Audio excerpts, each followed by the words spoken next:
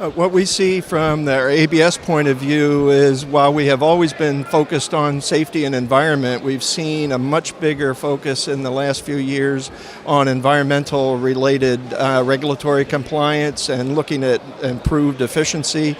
So looking over the last few years and looking forward for the next few years, we continue to see that the industry is going to have a key focus on all things related to improving the overall environmental efficiency of the vessels.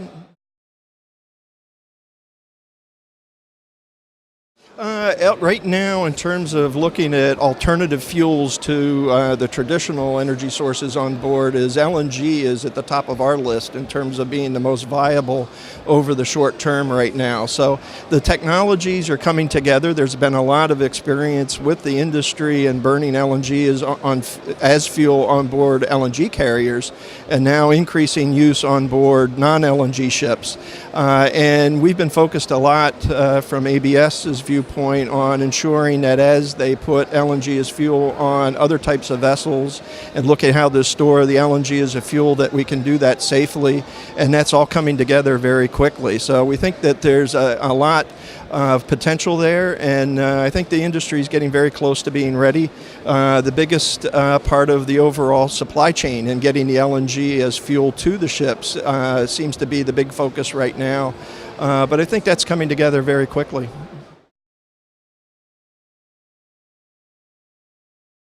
Well, when you look at the different fuel types that are coming, and you mentioned distillates and LNG, and how those are looking at protecting the environment in the ECAs.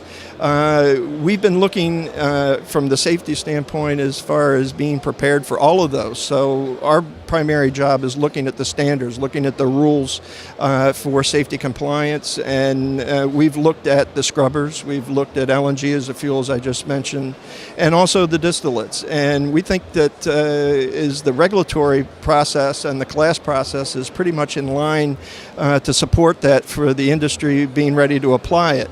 Right now, it's again a question of supply and what the costs are and what the most efficient solution is for the particular operation and what their trading pattern is. So I think it's still a little early to tell exactly which is going to be the preferred solution, and it may be all three depending on the trading patterns that are going to be used.